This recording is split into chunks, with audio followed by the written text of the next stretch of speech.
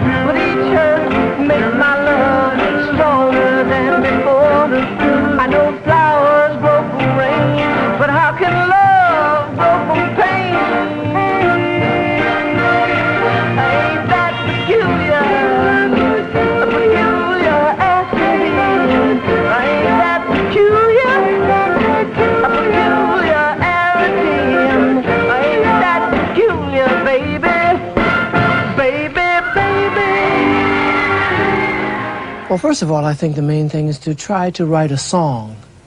I tell people this all the time. See, a lot of people write records, and they record them, and then no one else does. But if you write a song, then songs go beyond records. Perhaps some of the subject matter is or deserves to be slightly censored sometimes, but however, I think that their consciousness on what they're saying is getting better. Well, some of the subject matter, as far as what people are allowed to write about or what's acceptable nowadays, 10 years ago would never have even gotten airplay or anything. I think they know me. I think they recognize me. They run up to me and say, "Hey, aren't you Lionel Richie?" They forced me to give them Lionel Richie's autograph, you know. I told Lionel, I said, "Lionel, people running up to me, forcing me to give them your autograph because they think I'm you." You know, he said, "Well, Smoke, don't worry about it, man." He said, because they see me and they run up to me and they say, "Hey, there he is, there he is." And they run up to me and they said, "Do you know where Diana Ross is?"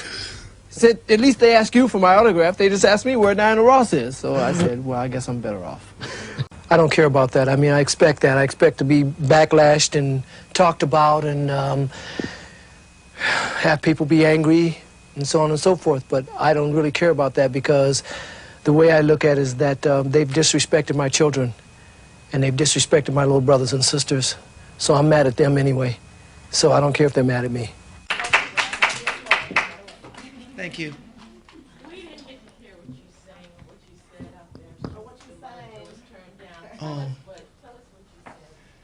I sang a song that I wrote called "Don't Let It Be in Vain," and it talks about all the people who have given their lives and down throughout the ages so that we could be in the position we're in today as people.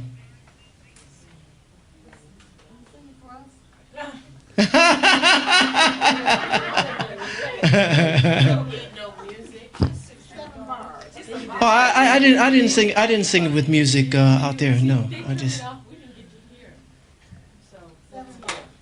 Somebody paved the way so we could walk in comfort. Somebody blazed the trail to make a path for us.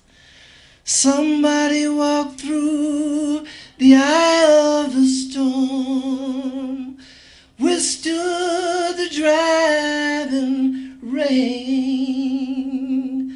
Don't let it be in vain. And that's how it goes.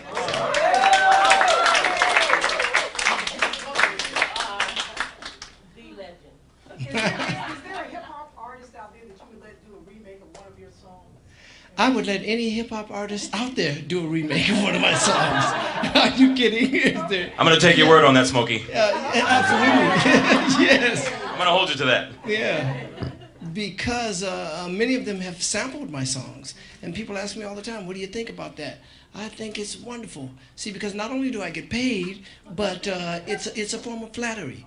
See, if they've chosen one of my songs, you know, to incorporate into one of their records or whatever, you know, that's a compliment. So why should I not be flattered by that? You look absolutely wonderful. What are you wearing? Oh, thank you. Thank you so much. You look so handsome. Thank you. I love you. My tailor is a guy named Sabo, and he makes my stuff. And here he is. A lot of people know your name, and for me, you know, even 25 years ago, Smokey Robinson was a big name, and a lot of people would say you're a legend. Do you see yourself as a legend? No, I don't. I see myself as a very blessed, fortunate man. I live my dream, so I'm very blessed. What are you working on now? I have a new CD that's already out, and it came out about maybe 6 or 8 weeks ago. It's called Intimate, and right now we're working on the second single release from it, which is a song called Sleeping In. And we just finished the video, and we've been doing a lot of promotional things in regards to that. And we're going to have a tour later on this Suzanne is my man. When are we going out? Sometimes this summer, called Return to Romance, because the album, yeah, because we want to bring love back into the picture. So No more bip bam, thank you, ma'am. You know. Smokey, do you have a favorite song what's your favorite song that you're playing? I don't know. No, because you see, I enjoy performing so much. It's probably my favorite thing in my business that I do. Just for instance, I must have sang "Ooh Baby Baby" and "The Tracks of My Tears" and those songs like that 10,000 times. But every night they seem new to me because I enjoy what we're doing up there. And we play all the old stuff, we play all the new stuff, and everything in between. I'm not one of those people who goes and says, well, I'm not playing the old stuff, because I know that if it wasn't for the old stuff, there wouldn't be any new stuff. So, you know. Our program caters to young people. A lot of them come from homes in inner cities. Well, I'm a young person. What would you say to the young kids who, a lot of them are in families where they don't have fathers, and a lot of them are in families where they don't have a lot of the things, but what would you say to encourage the young people? I would say, first of all, you are somebody. I don't care who's in your home, you know. You're somebody. And if you put forth your best effort in whatever your endeavor is, you know, then you can make it. And please, whatever you do, go to school and take it seriously. Smokey, Diana introduced way back here in the back. Hey! Honey, how are you? I know you. Okay. You know, this must be very special for you and Diana to be backstage together. You know, you've known each other since you were children, really. Yes. So what are you guys talking about back there? We were just talking about how good it was to see each other, because we don't see each other enough, you know. You know, she lives in Connecticut now, and we don't see each other enough, and that's what we were talking about. You also did the miniseries Temptation, which I thought was really, really good. Why was that so important for you to do that? Well, first of all, my personal manager, Suzanne DePass, is the producer of that particular miniseries. And the Temptations are my guys. I love the Temps. You know, I've been with them for many, many, many years, since the very first group they ever had. And I was very honored, really, to work with them. And to have the first hits on them was a real wonderful thing for me personally, because I love them as people. And it meant a lot to me just for that reason. And then Suzanne called me and she said, okay, I want to do the score for this miniseries. And so it meant a lot to me for her to want me to do that. And then one of the most important parts of it for me was the fact that Melvin Franklin and I were real tight. He was one of my brothers, you know. And he died. And 2 days before he died, I was in his hospital room, and I was just there, and I thought I'd see him again, you know, alive. And I had to go on the road. And when they had his funeral, I could not attend because I was working. So for me to get a chance to write a song and perform it in the movie of what I felt about him at his funeral and in the movie was a very important thing to me, because I felt like I was in some way making it up to him that I wasn't there for real. What happened to that song? It's still there. What happened to that song, Suzanne? Yeah, there's a soundtrack to that particular miniseries, and it's on there. What about acting, Smokey? Do you feel as though you'll ever do a major movie like The Life and Times of Smokey Robinson?